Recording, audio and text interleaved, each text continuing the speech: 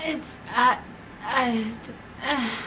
I was gonna be honest and try to make this a really short video because my notes were just like the letter A capitalized for a really long period of time with some words tossed in. There was just so much information and so much shade and so much everything. A reminder before I start, I try to avoid as many spoilers and behind the scene pictures and like future speculation as much as possible, so all of this is my own personal speculation. I have no idea what is happening. I know very little of what's happening in the coming weeks and months because I do my best to keep my blinders on. So I will happily be proven wrong when the episode airs. So a long time ago, the Charmings were really terrible at taking care of their horses, and then they got co-opted by the Queens of Darkness to be their minions or something, though really it was kind of for the greater good because they were concerned as well about the dark curse that Regina was about to cast on everybody. So they were really just concerned citizens who happened to have villainous backgrounds, I guess. And I can appreciate that because it's really nice to see that not only the heroes were concerned about the dark curse, but, you know, so was everybody else. After some fried guard BQ, we get to the Tree of Wisdom, which sounded shady to begin with, and I was like, oh, this is gonna be great. But it backfires because we learn that Snow is pregnant, and because of the status of her unborn child being kind of up in the air, we learn that they can't use the whole heroes and pure souls can only derive their things from the tree of knowledge and wisdom and stuff. And I am really fascinated at this idea that they use with the idea that an unborn child holds the potential for everything within them, but more on that later. Meanwhile, in the present day, the Charmings literally could not get any worse at lying. I mean, they're so bad at being bad.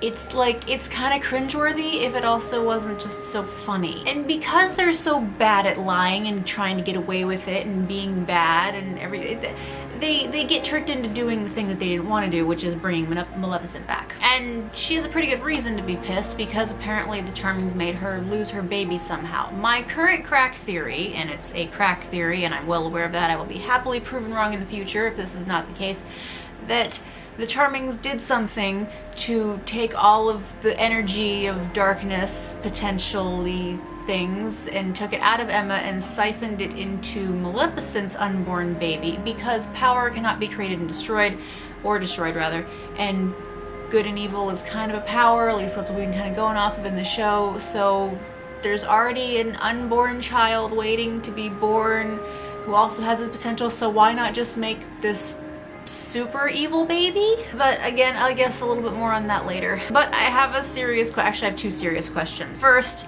who did Maleficent get into bed with her to make this happen? I mean, girl can get it, no questions asked. She's got it going on. But I'm just so curious about the parentage of this unborn child with the really creepy rattle. Second, Scarlet Beauty?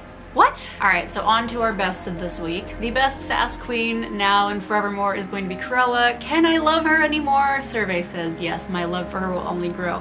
However, sweetie, honey, don't call them blood diamonds, just don't, because it's not something you want to brag about.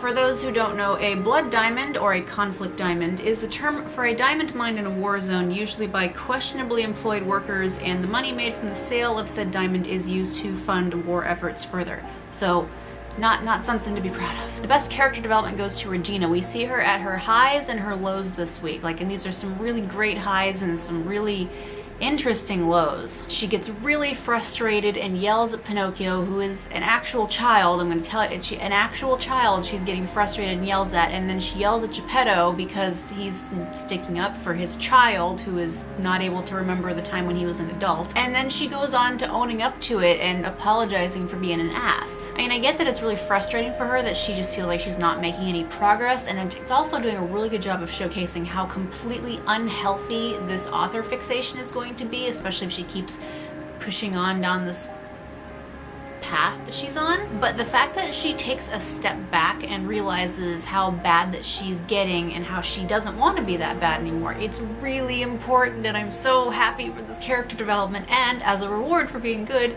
Geppetto gives her the ripped saddlebags off of August's bike. Oh, and she said the thing to Geppetto that I've been thinking for years, and I'm so glad that somebody finally said it, that Geppetto is technically the one who screwed Emma up by sending Pinocchio through the wardrobe first and making Emma grow up without a mother. I mean, August played a pretty big hand in that too, but Geppetto started that. The best keyboard smash goes to my babies for being in a real adult relationship. Oh my god, thank God for that. You can totally have your own secrets and your own past and your own lives outside a relationship as long as it does not affect the relationship itself, which is what Emma confronted Killian about. She doesn't care about his past, she cares when he starts lying about it, and it makes her feel really uncared for and unwanted. And they talk about it and they reassure each other of their feelings and their status, and it's like an adult does in a relationship with another adult, and it's healthy, and I'm so happy that I could sing, that I'm not going to because I will not subject you guys to that. I'm really happy that they're both trying so hard and they're making an effort to make this a really great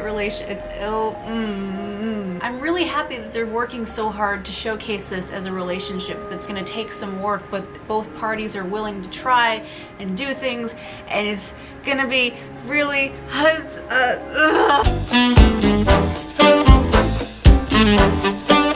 sorry about that.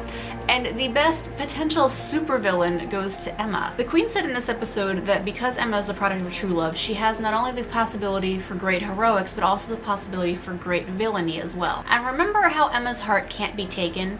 Now imagine that kind of magical armor around her, multiplied by about 17 because she doesn't care on who she uses her magic against, so she just like builds it up and does whatever she wants with it. No wonder the Charmings did whatever they did to get rid of her evil power potential, because I think with this kind of potential power, she could really overpower the Dark One with all of his evil magic. And not only that, but by continuously lying to her throughout this entire episode, they're doing a really good job of laying out the groundwork that they're going to need if they're going to continue down this path of Emma is tempted by the dark side and turns evil and whatnot. And I'm really looking forward to see how they play out this thing that they're trying to do. Anyway, that is it for me this week. That's a little bit longer than I intended it to be by like 4 minutes, but you know, I just have thoughts and feelings about things, and that's what you guys are here for, right? Thank you guys so much for watching. I will see you next time. Bye.